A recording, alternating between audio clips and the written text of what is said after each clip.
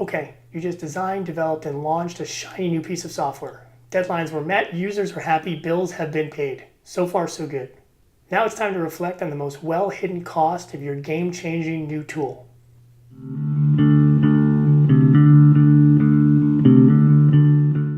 Hi, my name is Adam McGowan, Firefield CEO.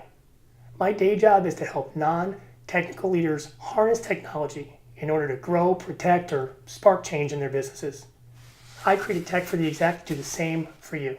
In this video, I'm going to dissect the most elusive, abstract, and nerve-wracking component of building new custom software, the infamous opportunity cost. Investopedia defines opportunity cost as the benefit that is missed or given up when an investor, individual, or business chooses one alternative over another. So the life cycle of a new piece of software, from development through execution and launch, can be lengthy and complicated.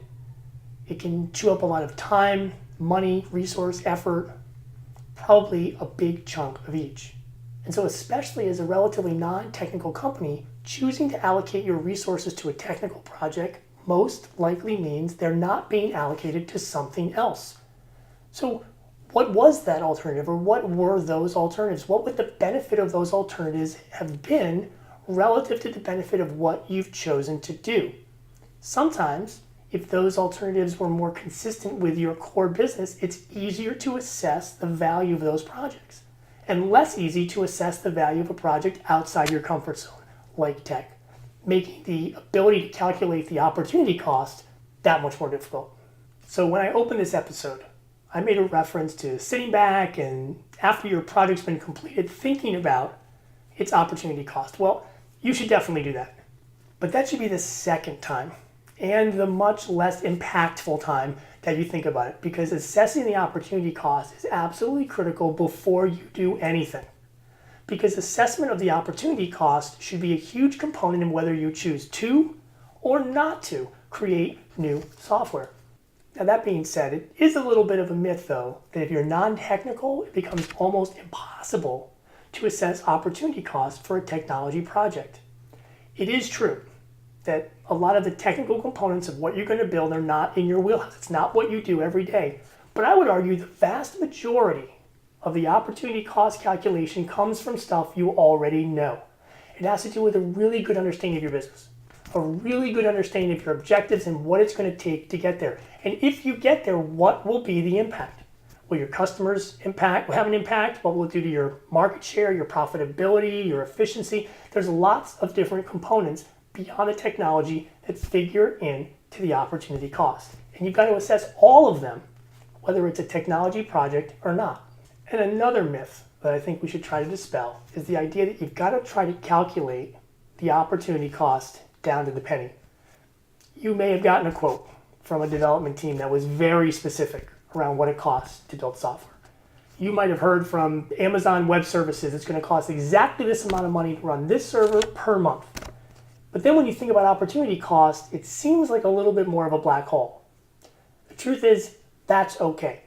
You don't need to have an incredibly high level of significant digits, if you will, when it comes to this estimate. But what you do need to do is to be able to reasonably compare the cost versus the benefit of a technology project relative to everything else.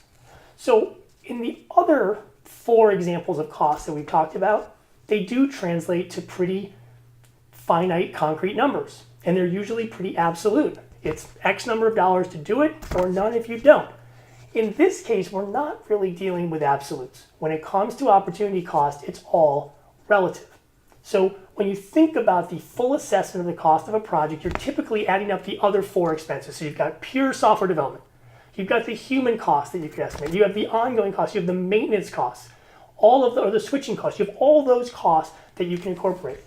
What I'm not suggesting you do is then add on some opportunity cost. Rather, if a project looks really great, it looks like the cost-benefit analysis makes perfect sense, use the opportunity check as a gut check. Is it still true? Are we missing some other opportunity that we're not taking because we're doing this? That's a good place, again, for a really good gut check. Another way you might want to use this is if you're right on the bubble. You're thinking about doing 2 or 3 different things. you look at the technology option and you see that it just seems to be a little bit more valuable than it is costly.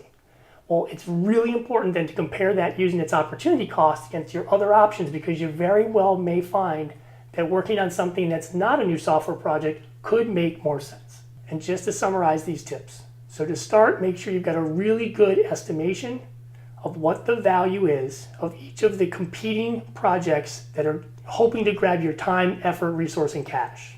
Make sure that you're making a net benefit assessment. So don't just compare them against their value, and don't just compare them against their cost. Net out those costs and benefits to see what the return looks like on each of those projects and assess them on that measure.